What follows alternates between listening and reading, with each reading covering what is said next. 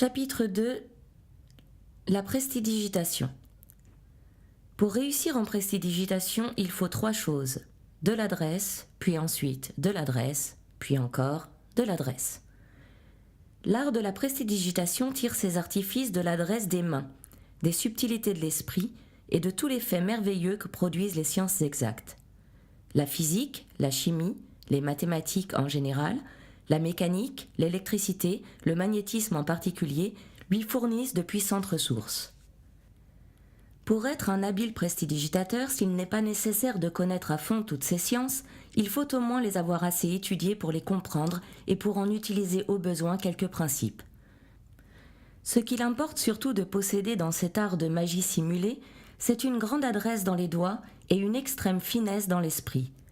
On peut toutefois faire de la prestidigitation sans posséder ni adresse ni savoir. Il suffit pour cela de se pourvoir d'instruments dans lesquels le prestige est tout fait. C'est ce que l'on appelle de l'adresse à double fond. Ce genre de talent est de même nature que celui du musicien faisant de la musique en tournant la manivelle d'une vielle organisée. De tels exécutants ne passeront jamais pour des artistes habiles et ne peuvent prétendre à aucun succès.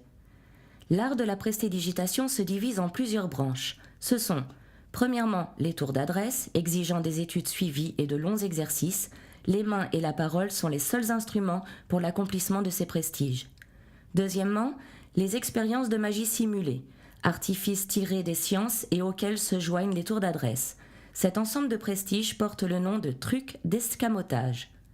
Troisièmement, la prestidigitation de l'esprit, influence matérielle sur la volonté des spectateurs, pensée prévue par d'ingénieux diagnostics et souvent forcée par des subtilités fort habiles.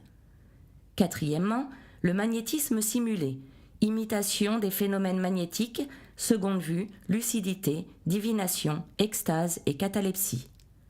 Cinquièmement, les médiums, le spiritisme, évocation simulée des esprits, table tournante, frappante, parlante et écrivante, armoires et leurs mystères, etc.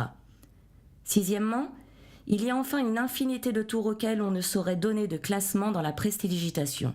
Ce sont des récréations reposant sur des quiproquos, des subtilités ou des combinaisons pour lesquelles on a une clé, une manière de faire, mais qui ne réclament ni adresse ni talent. C'est ce qu'on appelle des tours de société. Ces prestiges sont généralement adoptés par les personnes qui veulent jouir promptement du plaisir de produire la surprise et l'étonnement.